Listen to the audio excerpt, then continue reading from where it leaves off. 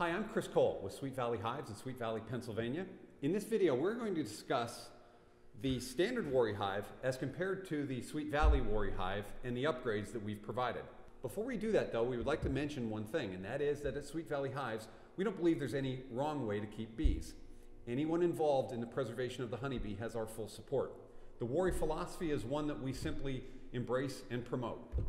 Now, without gilding the lily or sacrificing the integrity of the traditional Warre Hive design, we've incorporated 6 upgrades that we feel adds to the functionality of the Warre Hive. So let's take them one by one. Before we do that though, I want to remove the roofs. As you can see, the roofs are identical with both. We have not made any upgrades to the roof. We think that it is simple, functional, and in its own way, fairly attractive. Now, the bottom board.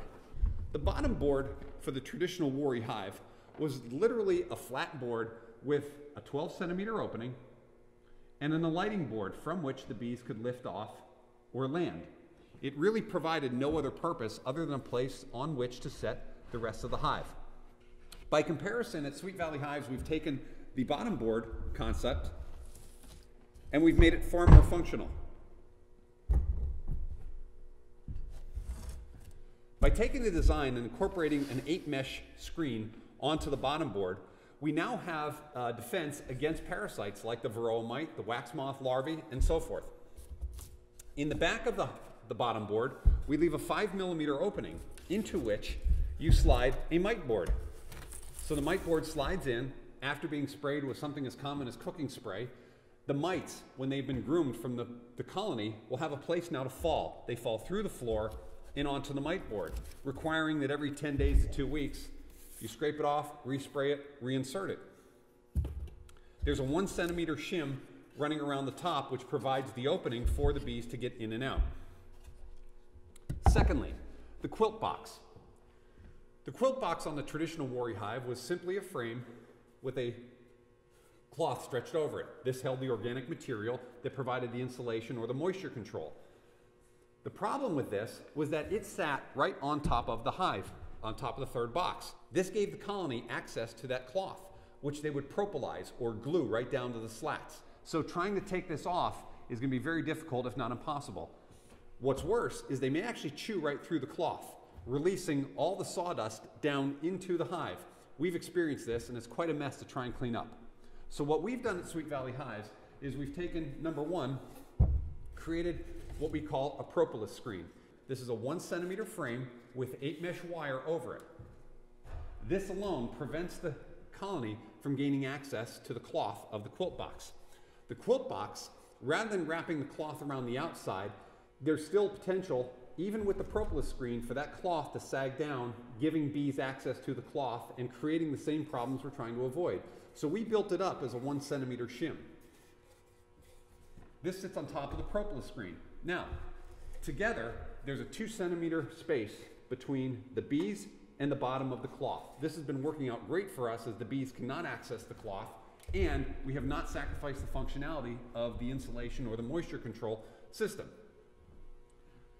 Third, the third upgrade we have made to the colony involves where do we put the queen? When it comes time to install the bees into the hive, in our original design, when we arrived a few years back with our original Warre Hive design, we removed a few of the slats, we took the queen from the colony, from the package that we received, and we set her inside the box, like that. Dumped the bees on top, put the slats on, put the quilt box, the roof on, and we let it go. The problem was we never knew when the queen, or if the queen was released. And if we were fairly certain that she was released, there was no way to get this thing out without lifting the boxes. We didn't like doing that because every time you move these boxes around and you put them down, you could potentially kill some of the bees. And we don't like that. What we've developed was a simple little device called a queen ring. This is simply a 3 centimeter shim that is placed between the top 2 boxes. When you receive your package of bees, all you need to do after removing the cork, and we're going to go over installing bees in a separate video, but the queen cage slid into the opening. We remove a few of the slats, dump in the bees, replace the slats, replace the propolis screen, the quilt box, and you're off and running. Now upgrades 4 and 5, we're going to take a look at on this box. Upgrades 4 and 5, number 1 is the frames.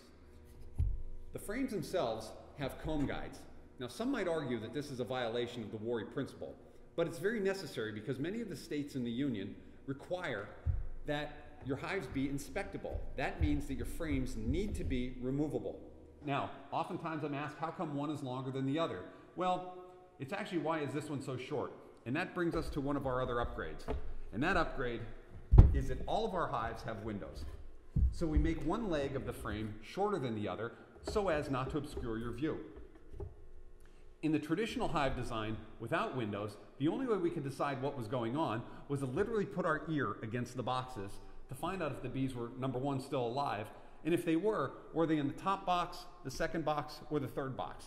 Very difficult to tell. By placing the windows in, you can at any time come in, open the windows, find out the progress of your bees. And the other thing we found that with the windows was that a lot of people who were not ordinarily attracted to beekeeping became very attracted to it and interested because you can take them and show them what the bees are doing. The bees didn't care, and it was a whole lot of fun, even for the kids. Now, the last upgrade that we have made to our hives, we call the Pbs Technology. This is a proprietary technology from Sweet Valley Hives. PBS meaning positive bee space. If you recall, it is critical to maintain the 12mm spacing between the wooden slats. Each one of these slats is 24 millimeters wide, and they are set in these cutouts. Through much trial and error and a lot of clever wood jigs that we have built, we've managed to build these positive bee space template that will guarantee you the 12mm bee space is maintained between each one of the frames. In the traditional Warre hive, you would set your slats down on the ledge or the rebate. And the only way to get them to sit there is to put in a pin nailer. And we had a little pneumatic nailer that we nailed in place. That's all well and good, but it's very difficult to do when you have 10,000 bees buzzing around trying to replace these and then pin them in place. Also, when it came time to harvest the honey, your fingers had to get down into the honey, the wax, and when you pulled these out, sometimes the pins came out with the slats, sometimes the pins stayed in. Very difficult to tell, but I guarantee you that you would find them at least 2 or 3 times and it would be a fairly painful experience. With the PBS, or positive bee space technology, you have access to the very ends of the slats on each one of the boxes. Make it very easy to access, lift out, and replace. And every time you put them back, they're going to be exactly 12mm apart, which, as we said, was critical to the functionality of the Warre Hive. I'm Chris Cole with Sweet Valley Hives. Look for us online at sweetvalleyhives.com or on Facebook with Sweet Valley Hives. Thanks again for tuning in.